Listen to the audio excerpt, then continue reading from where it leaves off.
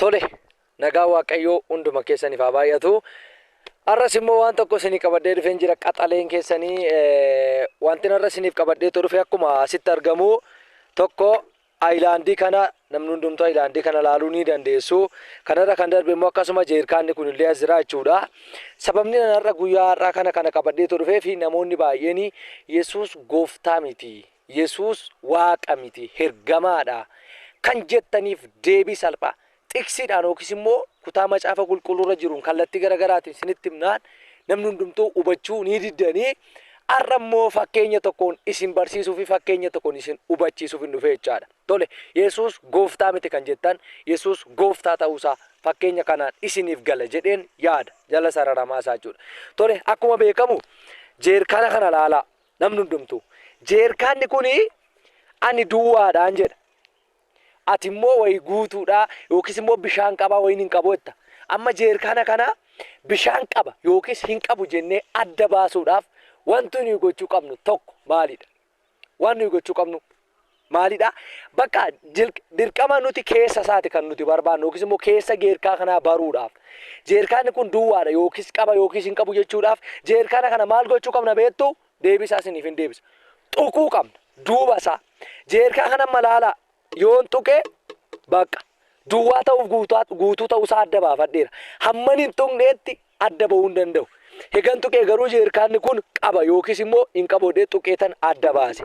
Kanaaf Yesuus gooftaa miti namoonni jettaan amma ilma hin beekneetti yookiis amma Yesuusin hin fudhanneetti amma Yesuusitti hin amanneetti Rabbiin yookiis abbaa beekuu hin dandeenyu. Kana karaa salphaa. Ammas immoo aayilaandii kana laalaa jechuudha. Amma fakkeenyaaf ati hin dheebotte.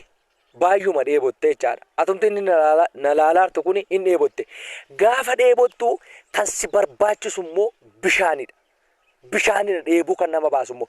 Dirqama bishaan kana immoo argachuudhaaf suuqii dhaqxa. Gaafa suuqii dhaqxee too bishaan naa kennaa jechuun bishaan bitachuu dhaqxee kan isaan sii kennan garuu aayilaandii kanadha. Ammas tokko eenyummaa waaqayyoo fi Yesuusii fi Rabbi tokko ta'uu fi yookiis immoo Yesuus ergamaa osoo hin taane gooftaa ta'uusaa kutaa ittiin hubattan jechaadha. Yookiis wangeela Yohaannis boqonnaa 14 lakkoofsa 11 gurbaa irratti ani abbaa keessa abbaan sana keessa akka jiru amana kan jedhu sana jechuudha. Okay, aayilaandii kana gaafa fudhattu ati kan barbaaddu bishaan isa keessaati. Garuu warri suuqii kan sii kennan aayilaandiidha. Kunoo aayilaandii kanadha. Anati barbaaddu isa keessaati. Aayilaandii kunii fi bishaan sun immoo tokko wal keessa jiru. Amma aayilaandii kana fudhattee buqqifattee isa dheebotte sana dhuddee dheebuu baata. Dhaggeeffadhu. Bishaan kana argachuudhaaf dirqama aayilaandii kana fudhachuu si gaafata.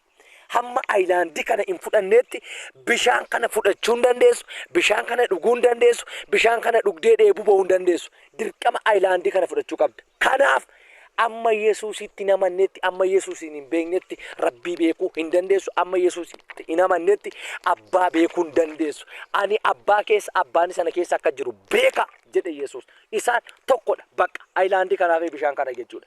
Kanaaf Yesuusin fudhannaan abbaa fudhattee aayilaandii kana fudhannaan bishaan sana fudhattee dhuddee dheebuu baatee amma Yesuusitti hin amanneetti Rabbii hin beektu abbaa hin beektu.